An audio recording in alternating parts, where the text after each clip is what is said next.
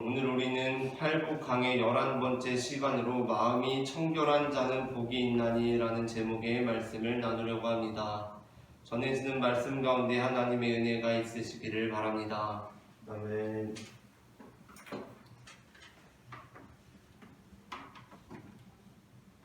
시간이 흐를수록 사람의 외모가 그 사람의 주요한 경쟁력 중 하나가 되는 경향이 강해지는 것 같습니다.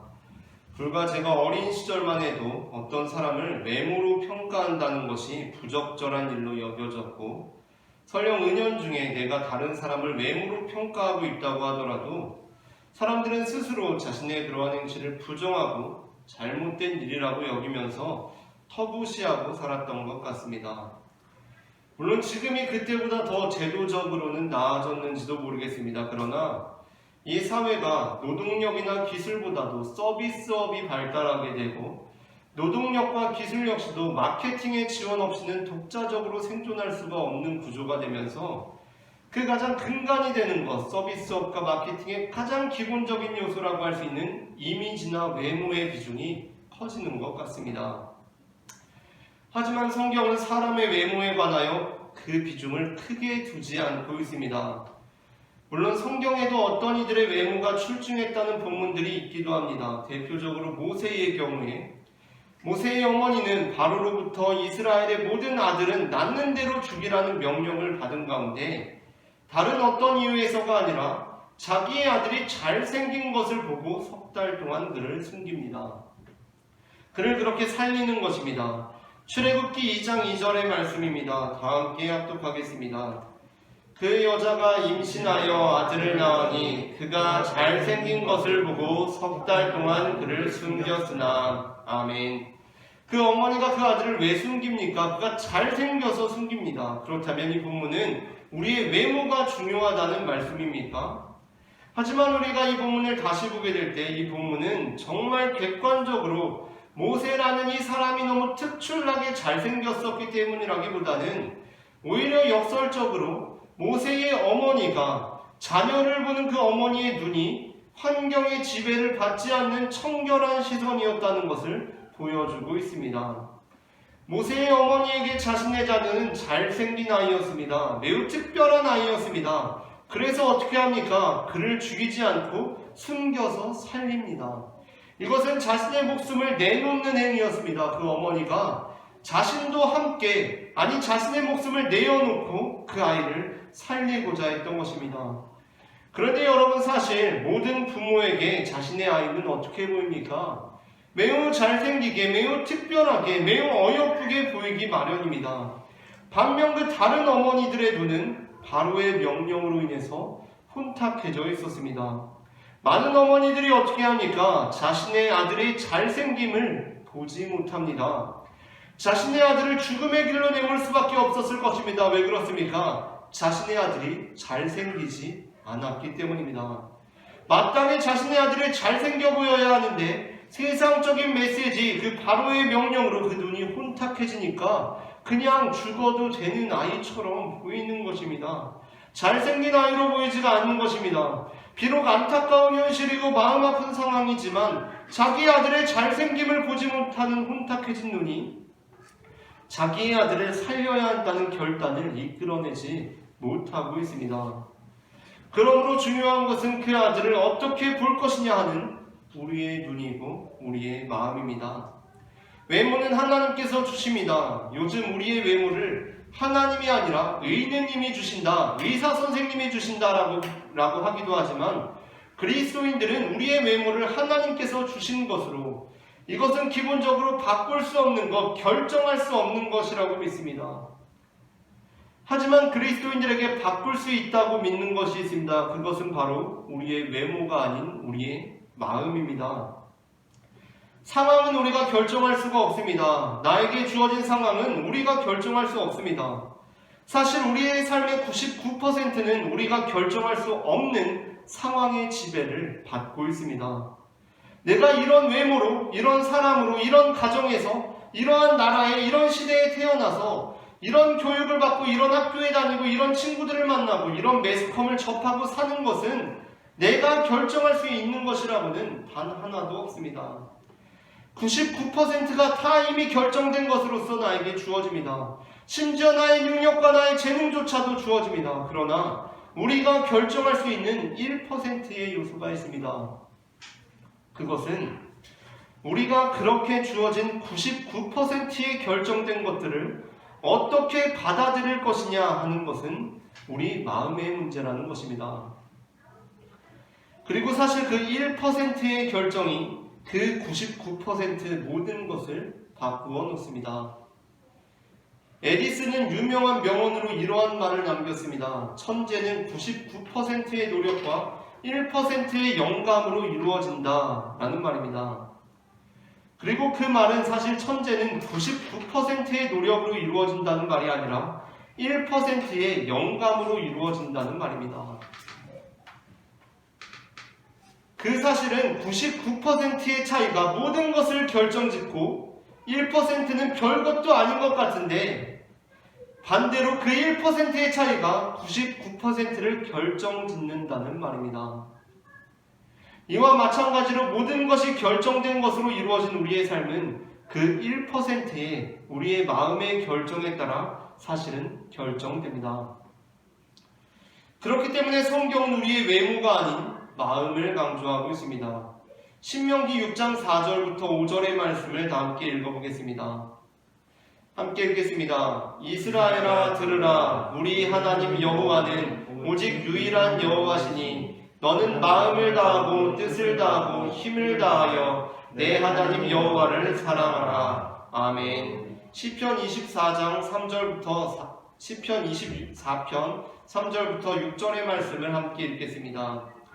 여호와의 산에 오를 자가 누구며 그의 거룩한 곳에 설 자가 누구인가? 곧 손이 깨끗하며 마음이 청결하며 뜻을 허탄한 데에 두지 아니하며 거짓 맹세하지 아니하는 자로다. 그는 여호와께 복을 받고 구원의 하나님께 의를 얻으리니 이는 여호와를 찾는 족속이요 야곱의 하나님의 얼굴을 구하는 자로다. 아멘. 여기 우리가 함께 읽은 신명기와 시편의 말씀들은 우리가 마음을 다하여 하나님을 사랑할 것을 명령하고 하나님의 얼굴을 구하는 자들이란 곧 마음이 청결한 자들임을 말씀하고 있습니다. 우리가 계속해서 지금 10번이 지나가도록 계속해서 나누고 있는 팔복의 말씀의 가장 중요한 것은 이 팔복의 말씀이 복으로만 이루어진 말씀이라는 것입니다. 마태복음에서는 누가복음과 달리 사복 사화의 형식을 따르지 않고 팔복의 형식을 우리에게 제시하고 있습니다. 그리고 저는 이것이 팔복에서 가장 중요하게 강조되어야 하는 것이라고 생각합니다. 마태복음에서 팔복의 메시지를 통해 우리에게 소개하고 싶었던 예수님은 우리에게 복을 선포하시는 예수님이셨습니다. 하지만 마태복음은 또한 유대인의 성서로서 우리가 살펴보았던 복과 화의 구조를 담고 있기도 합니다. 그것이 마태복음 23장에 나오는 화에 대한 말씀입니다. 그러니까 마태복음은 5장의 팔복과 23장의 7가지 화를 통하여서 복과 화의 구조를 여전히 따르고 있는 셈입니다. 그 화에 관한 말씀에는 어떠한 사람들이 복이 아닌 화를 당하는지가 나타나 있습니다. 그것은 바로 겉모양만 신경 쓰는 사람입니다. 겉모양, 외모, 우리에게 주어진 상황이 모든 것을 결정한다는 신념에 사로잡힌 사람입니다. 마태복음 23장 25절부터 28절의 말씀을 함께 읽어보도록 하겠습니다. 화 있을 칠저 외식하는 서기관들과 바리새인들이여 잔과 대접의 겉은 깨끗이 하되 그 안에는 탐욕과 방탕으로 가득하게 하는도다. 눈먼 바리새인이여 너는 먼저 안을 깨끗이 하라. 그리하면 겉도 깨끗하리라. 화 있을 칠저 외식하는 서기관들과 바리새인들이여 회칠한 무덤 같으니 겉으로는 아름답게 보이나 그 안에는 죽은 사람의 뼈와 모든 더러운 것이 가득하도다. 이와 같이 너희도 겉으로는 사람에게 옳게 보이되 안으로는 외식과 불법이 가득하도다. 아멘. 물론 우리는 우리의 겉모양을 신경 씀으로써 내면의 아름다움을 추구할 수도 있습니다. 그러니까 우리의 겉모양의 변화가 내면의 변화를 이끌어낼 수 있는 점이 있습니다. 제가 교육전도사로 사역하던 시절에 제가 맡고 있는 부서에 항상 뭔가 자신감이 없고 늘 저와 시선을 잘 맞추지 못하는 여고생이 있었습니다. 항상 교회에서도 친한 아이 곁에만 붙어있고 해서 담당 전도사인 저로서는 마음이 쓰이는 아이였습니다. 그런데 이상하게 어느 순간부터 그 아이가 점점 밝아지기 시작했습니다. 이야기도 잘하고 말과 행동에 자신감이 생기는 것을 발견할 수 있었습니다. 그렇게 변화되는 것을 보면서 저는 그게 제가 사역을 잘하고 제가 그 아이를 위해 기도했기 때문이라고 생각했었습니다. 그런데 나중에 시간이 흐르면서 저는 새로운 사실을 발견하게 되었습니다. 그렇게 자신감이 없던 아이, 늘 시선을 잘 마주치지 못하던 아이, 대화를 회피하던 아이가 밝아지고 이야기도 잘하게 되고 사람들 앞에서 말과 행동에 자신감이 생기게 된 그 원인이, 그 계기가 바로 그 아이가 쌍꺼풀 수술을 하게 되고 그게 자리를 잡아가는 시간과 비례해 왔다는 것을 저는 전해 듣게 되었던 것입니다. 그러니까 늘 자신감이 없었는데 쌍꺼풀 수술하고 그게 점점 자리를 잡아가니까 이 아이가 점점 말과 행동에 자신감이 생기기 시작했다는 것입니다. 그 이야기를 접하고 나서 저는 평소에 우리의 외모는 주님께서 주신 것이기 때문에 성형수술을 하는 것이 그다지 좋지 않은 태도다 라는 것으로 일관하고 그렇게 메시지를 전해왔기 때문에 제가 그 교회의 청소년부에 부임해서 그러한 설교를 하지는 않았는지 되돌아보게 되었습니다. 불행인지 다행인지 제가 그곳에 부임해서는 성형수술을 해서는 안 된다라는 설교를 하지는 않았던 것 같았습니다. 하지만 그 일을 경험하면서 제 생각에는 약간의 변화가 있었습니다. 그것은 그 아이의 성격이 그렇게 변화된 것이 참 다행스럽고 감사하다는 생각이 들었던 것입니다. 물론 그것은 그 아이의 성형수술을 통해서 이루어졌습니다. 쌍꺼풀 수술을 해서 자신감이 생겼습니다. 하지만 그럼에도 불구하고 성형수술을 하는 것이 신앙적이냐 불신앙적이냐를 떠나서 그 아이가 자신의 외모에 자신감을 갖게 되므로 그것이 더 확장되어서 자신의 삶 전반에 대한 태도가 달라졌다는 것은 분명 좋은 일이었다는 것입니다.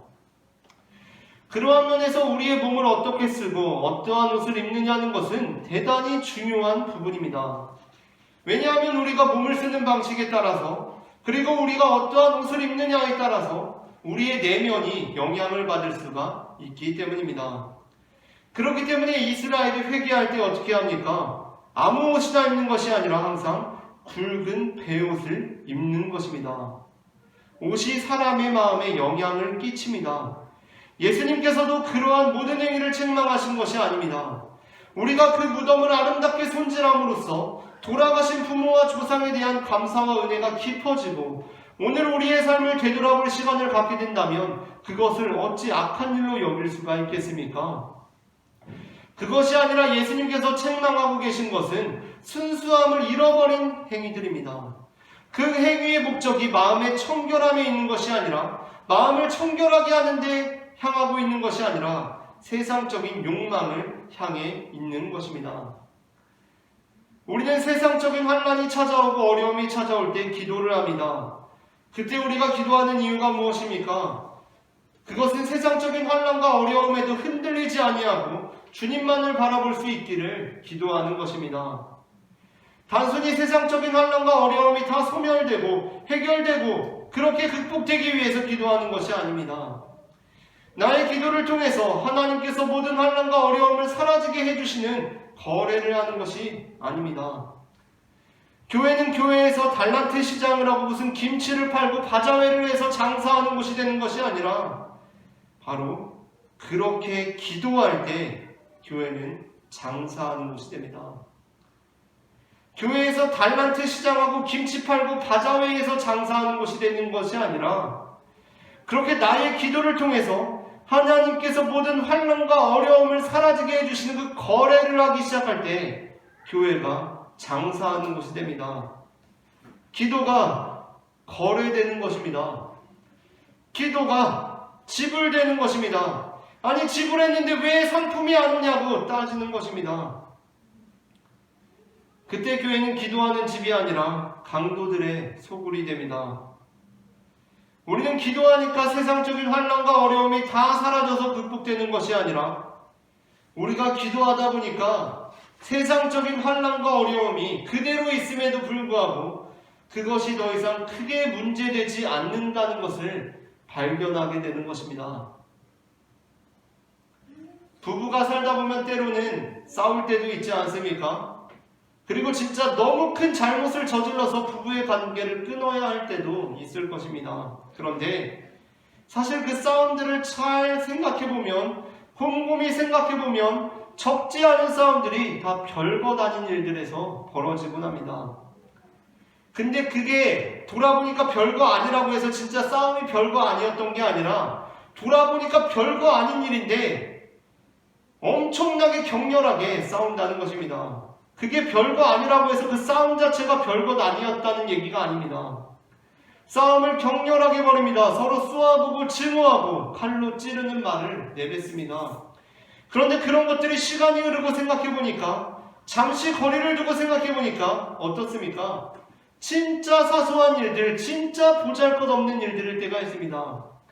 그러니까 나와 함께 인생을 살아가는 이 동반자, 이 사람의 소중함을 생각해볼 때 사실 그런 것들은 너무나 사소한 문제들일 뿐일 때가 많았다는 것을 깨닫게 된다는 것입니다. 아침에 마늘종을 잘 담가놨습니다. 그리고 아침에 마늘종이 너무 맛있어서 밥을 먹는데 너무 맛있다 보니까 이거 저녁에 내가 또 먹어야겠다라고 생각하고 저녁에 먹을 것을 남겨두고 적당히 마늘종을 먹었습니다. 그리고 냉장고에 잘 넣어두었습니다. 그런데 저녁에 먹으려고 보니까 마늘종이 있습니까? 없습니까? 마늘종이 하나도 없습니다. 무슨 일이 벌어진 것입니까? 점심에 원수가 다녀간 것입니다. 그래서 그것을 가지고 원수가 다시 되돌아오자마자 어떻게 합니까? 전쟁을 선포합니다. 칼과 같이 날카로운 시선을 겨누고 총탄같이 파고드는 말을 쏟아내기 시작합니다. 시간이 지나고 보면 웃으면서 이야기할 일을 지금 생각해도 웃긴 일 아닙니까? 그 마늘종 좀 먹었다고 아주 그냥 날카로운 시선을 겨누고 총탄같이 파고드는 말을 쏘아대기 시작하는 것입니다. 그런데 그때는 그게 왜 그렇게 화가 나는지 금방이라도 이 관계를 끝낼 것처럼 행동합니다. 여기서 정말 중요한 것은 무엇입니까? 과연 그 마늘종이 진짜 중요한 것입니까? 그 마늘종이 그렇게 중요합니까? 그것이 아닙니다. 어떻게 된 것입니까? 우리의 인생이, 삶이 너무나 팍팍해져 버리니까 우리의 마음이 혼탁해져 있는 것입니다. 상대방의 가치를 청결한 마음으로 온전히 바라보지 못하고 그냥 다른 아이들처럼 죽어도 되는 아이로, 죽어도 전혀 문제될 것이 없는 아이로, 전혀 잘생기지 못한 존재로 바라보고 있는 것입니다. 마땅히 자신의 자녀가 잘생긴 아이로 보여야 하는데 세상적인 메시지들로 인해서 그 눈이 혼탁해져 있으니까 자신의 아이가 그냥 이럴 때에는 죽어도 되는 아이로 보이는 것입니다. 자, 우리의 마음이 혼탁해져 있으니까 그 소중한 존재가 보이지 아니하고 마늘종이 너무나 중요한 것처럼 보이는 것입니다. 나의 소중한 아이를 잘생긴 아이로 볼 수 있는 눈이, 그 마음이 혼탁해진 것입니다. 이러한 상황 속에서 그때 갑자기 옆집에서 마늘종이 너무 잘 담가졌다고 이거 드시라고 갖다 줘서 싸움이 종결될 수도 있을 것입니다. 하지만 그 전쟁의 종식은 사실 마늘종이 많아질 때 해결되는 것이 아닙니다. 마늘종이 중요하지 않다는 그 인식을 하게 될 때 그 1%의 차이에서 그 전쟁이 끝날 수가 있다는 것입니다. 우리가 마음을 다해서 하나님을 사랑하는 것 역시 마찬가지입니다. 마음을 다해서 하나님을 사랑하는 것은 우리 청결한 마음으로 하나님을 바라볼 수 있는 것입니다. 청결한 마음으로 하나님의 얼굴을 보기를 구하는 것입니다. 그때 우리는 내가 30일 작정 기도를 했더니 주님께서 나의 모든 기도를 들어주시고 모든 문제를 해결해 주시고 냉장고에 마늘종이 갑자기 가득하게 해주어서 극복되는 것이 아니라 30일 작정 기도를 했더니 지금 내가 병든 것이 엄청나게 큰일인 줄 알았는데 이것도 생각해보니까 참 별일이 아니구나. 내가 사업이 망한 것이 엄청나게 큰일인 줄 알았는데 이것이 생각해보니까 별게 아니구나. 마늘종이 진짜 엄청나게 대단한 건 줄 알았는데 돌이켜보니까 웃음이 나면서 마늘종 하나 때문에 그랬다니 라는 생각이 드는 것처럼 마늘종이 이게 문제가 아니라 나에게 닥친 이 환난과 시련이 별것 아니구나 라고 여기게 되면서 모든 환난이 극복되는 것입니다. 그러므로 요엘 2장 12절부터 14절 말씀에서 요엘 선지자는 이렇게 선포합니다.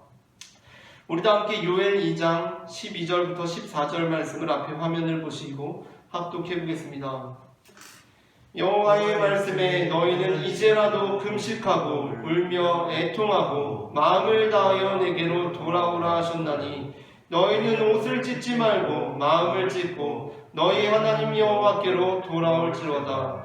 그는 은혜로우시며 자비로우시며 노하기를 더디하시며 인애가 크시사 뜻을 돌이켜 재앙을 내리지 아니하시나니 주께서 혹시 마음과 뜻을 돌이키시고 그 뒤에 복을 내리사 너희 하나님 여호와께 소제와 전제를 드리게 하지 아니하시는지 누가 알겠느냐. 아멘. 눈에 들보가 있는 사람은 다른 사람의 눈에 사실 티가 없음에도 불구하고 티가 있는 것처럼 봅니다. 눈에 들보가 들어있는 사람은 다른 사람의 눈에 사실은 티가 없음에도 불구하고 티가 있다고 봅니다. 마치 빨간색 색안경을 쓰고 보면 모두가 빨간빛에 물들어서 보이는 것처럼 내 마음이 청결하지 못할 때 우리는 사랑의 하나님도 심판의 하나님으로 보며 공의로우신 하나님도 제멋대로이신 하나님으로 생각하곤 합니다. 우리의 마음이 혼탁해질 때 우리 삶을 지배하고 있는 99%의 요소들은 모두 다 하나같이 문제거리가 됩니다. 그러나 우리의 마음이 청결할 때 우리 삶을 지배하고 있는 99%의 요소들은 그다지 중요한 것이 되지 못합니다. 진짜 중요한 것은 그 1%의 차이입니다. 그 청결한 마음으로 하나님을 바라보며 우리의 가족들을 바라보고 우리의 자녀들과 우리의 삶의 모든 것을 바라보는 우리 모든 온유교회 성도님들이 되기를 소망합니다.